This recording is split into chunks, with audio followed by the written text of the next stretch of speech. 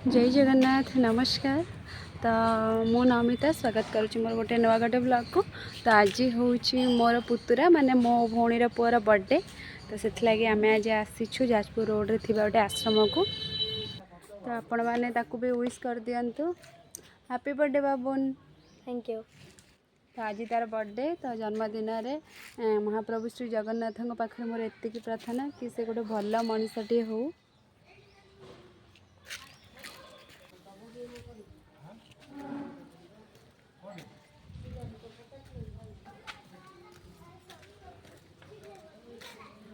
तो आश्रमटा देखो बहुत ही सुंदर है आश्रमटा।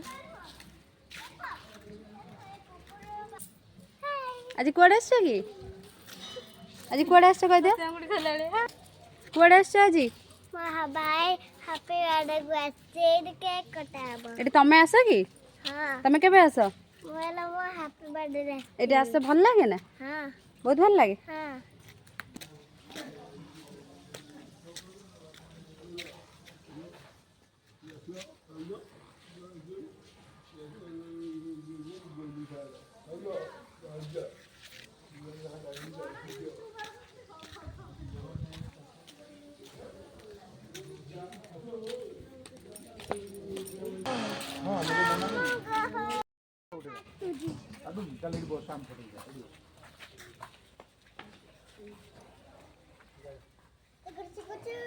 जाके जानी पारछु को किसी बुझी पारछु कौन कहलु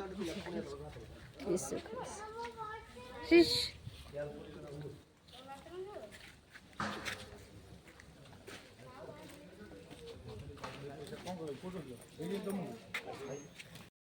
तो आम चलतु जावा आश्रम कहीं आश्रम सब भिन्नक्षम मैंने रुहति। तो चलतु जावा आम तो जेहेतु आज पुअर जन्मदिन था से आम आसलु। तो पुअर जन्मदिन ना आम झीर जन्मदिन में प्रत वर्ष ये आसू। तो चलतु जावा से खावा देखे आस। यही आश्रम जी बन तो से ख्रीस्टियन थिले। तो जेहेतु एबे क्रिसमस डे गला तो ये क्रिसमस डे सेलिब्रेशन होता। तो देखो केते सुंदर डेकोरेट होती आश्रमटा बहुत सुंदर है बहुत ही परिष्कार परिच्छन्न सबुठ गोटे बहुत ही बढ़िया लगे खाइबार टाइमिंग टेबल टाइम टेबल अच्छी ये टाइम रे खाइबे। तो 12:30 टू 1 भितर खाइबा टाइमटा। तो ये चलते आम भीतर को जावा।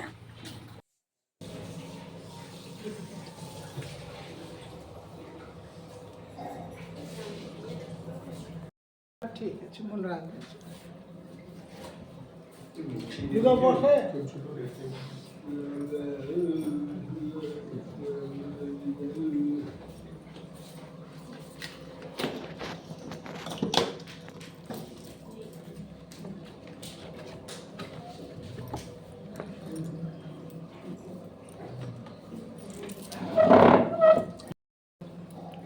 जाओ जाओ टूटा पछो जा चलो काटो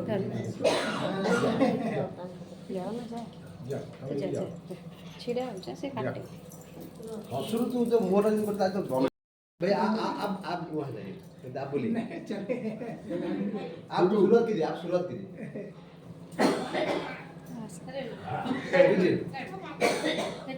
mobile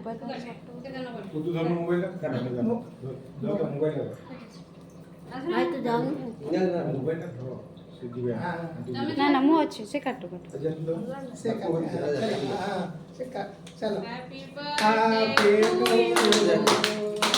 birthday to you happy birthday to you happy birthday to you God bless you may the God bless you may the God Lord bless you, dear. Say happy birthday to you.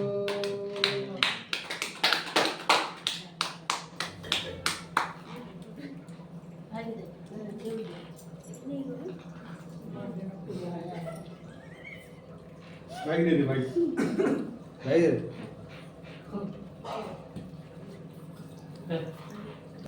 आप लोग cake नहीं announce कर दे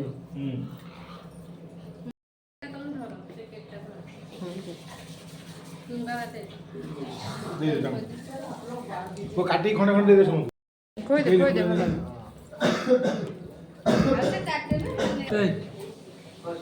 पुआ दे दे समस्त गोटे दे ओ खाइबा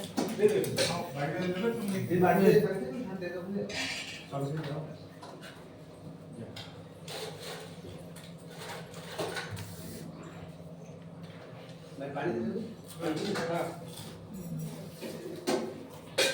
मैं तो ना सब पानी सब दे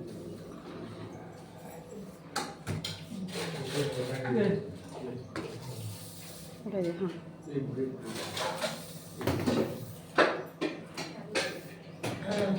हाँ बाबू नहीं पटानी दे दे बाबू नहीं पटानी दे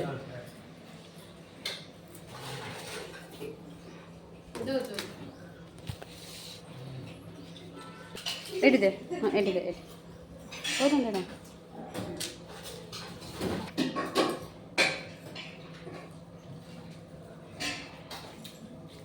बाबू एटी दे एटी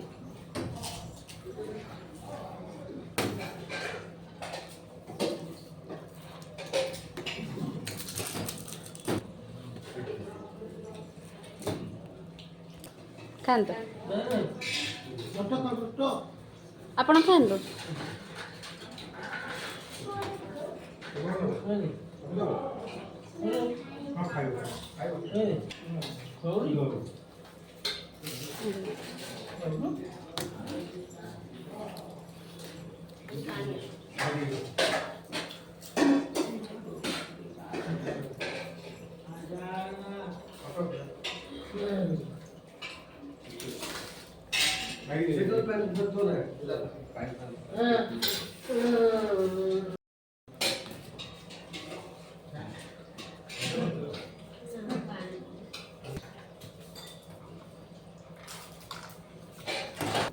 खुआदे मुझे ना मुझे खुआदे ଆମେ ପ୍ରାୟ ଟାଇମ୍ ଭାବିଥାଉ କି ମୋ ପାଖରେ ଗାଡ଼ି ନାହିଁ କି ଗୋଟେ ଭଲ ଘର ନାହିଁ କି ଗୋଟେ ପିନ୍ଧିବା ପାଇଁ ଭଲ ଡ୍ରେସ୍ ନାହିଁ ଏମିତି ଯାହାକୁ ଆମେ ଅନ୍ୟକୁ ଦେଖିବା କି ସେ କେତେ ସୁନ୍ଦର କାସ୍ ମୁଁ ଟିକେ ହେଇଥାନ୍ତି ଏମିତି ବହୁତ କିଛି ମାନେ ଆପଣମାନେ ନା ମୁଁ ବି ଭାବେନି ଯୋଉଦେ ୟାର କି ସେ କେତେ ସୁନ୍ଦର କାସ୍ ମୁଁ ଟିକେ ହେଇଥାନ୍ତି ସବୁବେଳେ ଦେଖିକି ଭାବନ୍ତି ତ କିନ୍ତୁ ଆମେ ଏଇଟା ବି ଭାବିବା ଦରକାର କି ଭଗବାନ ଆମକୁ ତ ବହୁତ ଖୁସିରେ ରଖିଛନ୍ତି ଆଉ ଖାସ୍ କରିକି ଆମ ହାତ ଗୋଡ଼ ବି ଆମକୁ ଠିକ୍ ଠାକ୍ ଦେଇଛନ୍ତି ଯାହାଫଳରେ କି ଆମେ ନିଜ କାମ ନିଜେ କରିପାରୁଛନ୍ତି ଏଠି ତ ଏମିତି କିଛି ଲୋକ ଅଛନ୍ତି ଯାହାକି ନିଜ କାମ ନିଜେ କରିପାରୁନାହାନ୍ତି ଏମିତିକି ନିଜ ହାତରୁ ବି ସେ ଖାଇପାରୁନାହାନ୍ତି ତ ତାଙ୍କୁ ଦେଖିଦେଲେ ଲାଗେ ଯେ ଆରେ ଭଗବାନ ଆମକୁ କେତେ ଭଲରେ ରଖିଛନ୍ତି ଭଗବାନଙ୍କୁ ଧନ୍ୟବାଦ ଦେବା କଥା କି ଯେ ଆମକୁ ହାତ ଗୋଡ଼ ସବୁ ଠିକ୍ ଠାକ୍ ଦେଇଛନ୍ତି କି ଯାହାକି ଆମେ ନିଜ କାମ ଆମେ ନିଜେ କରିପାରୁଛନ୍ତି ଠିକ୍ ନା ନାହିଁ ଜୀବନଟା ଯେତେବେଳେ ଆପଣଙ୍କୁ ତୁଚ୍ଛ ଲାଗିବ ନା ଯେତେବେଳେ ଭାବିବେ କି ମୁଁ ବହୁତ ଦୁଃଖରେ ଅଛି ମୁଁ କାହିଁ ବଞ୍ଚିବି ମୁଁ ମରିଯିବି ତ ଆପଣମାନେ ୟାଙ୍କୁ ଥରେ ଦେଖନ୍ତୁ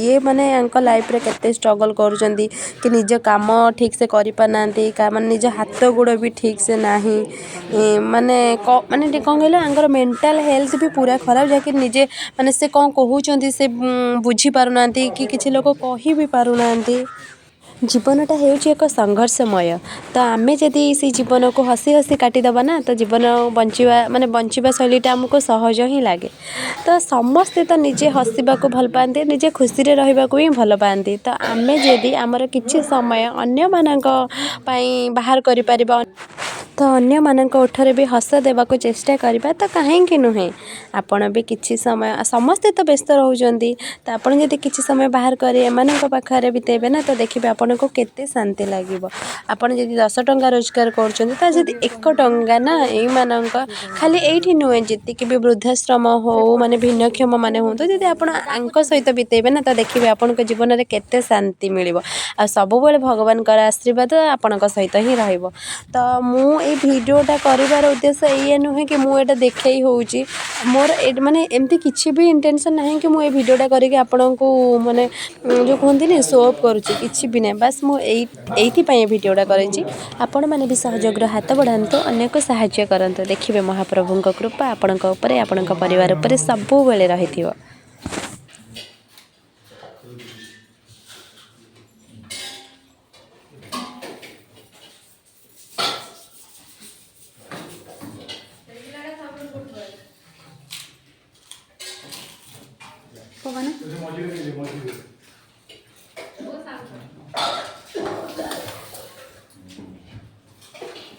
ସେପଟେ ସେପଟେ ସାଇଡ୍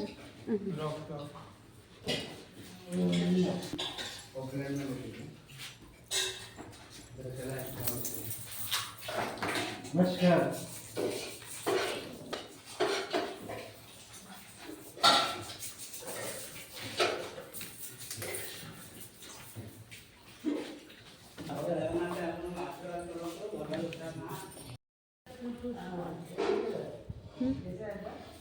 ତାଙ୍କର ଆଜ୍ଞା ନମସ୍କାର ଆଜ୍ଞା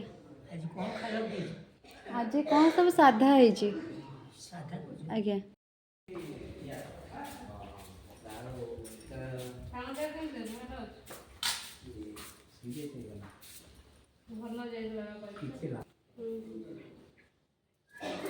ଆଉ ଚାରିଟା ବେମାର ତାକୁ ଆଟାକ୍ କରିବ।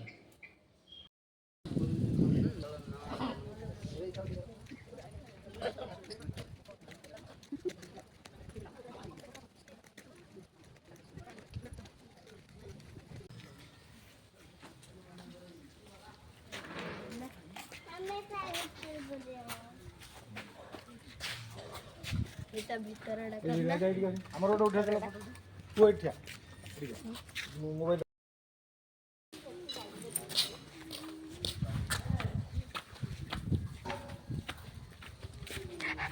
ପ୍ୟାରଟ ଏଇଟା ପ୍ୟାର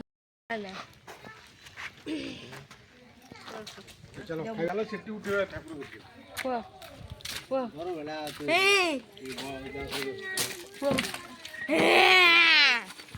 ତ ଏବେ ଆମ ଆଶ୍ରମ କାମ ସରିଯାଇଥିଲା। ଏବେ ଆମେ ଚାଲିଲୁ ଘରକୁ ଯେହେତୁ ବହୁତ ଲେଟ୍ ହେଇଯାଇଥିଲା ମାନେ 1 ସାଢ଼େ 1 ବହୁତ ଜୋରେ ଭୋକ ବି ହେଉଥିଲା। ତ ଆମେ ଆସିଯାଇଥିଲୁ ହୋଟେଲ ଆଦ୍ୟାଶକ୍ତି ଖାଇବା ପାଇଁ ମାନେ ଲଞ୍ଚ। ତ ଲଞ୍ଚ ଖାଇବା ପୂର୍ବରୁ ଦେଖନ୍ତୁ ଆମ ଡୁଡଲି ଆଗେ ଆଇସ୍କ୍ରିମ୍ ଖାଇଲାଣି। ତା ମାମା ବି ତାଠୁ ଚନ୍ଦେଇକି ଟିକେ ମାଗିକି ଖାଇଲାଣି କାହିଁକିନା ଛୋଟ ଛୁଆଙ୍କୁ ଚନ୍ଦେଇକି ଖାଇବାର ଗୁଣଟା ତା ମାଆଙ୍କୁ ବହୁତ ହି ଭଲସେ ଜଣାଅଛି। ତ ଏବେ ଆମେ ଆସିଯାଇଥିଲୁ ହୋଟେଲ ଭିତରକୁ ଖାଇବା ପାଇଁ।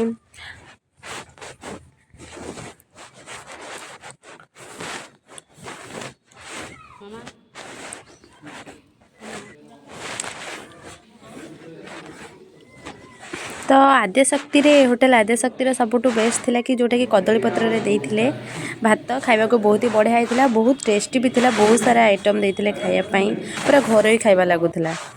ଘରକୁ ଫେରିବା ବାଟରେ ଆମେ କୁଆଖିଆ ମହୋତ୍ସବ ଦେଖି ଘରକୁ ଫେରିଥିଲୁ। ତ ଭିଡ଼ିଓଟି ଭଲ ଲାଗିଥିଲା please like share and subscribe କରିବେ। ରହିଲି ଜୟ ଜଗନ୍ନାଥ।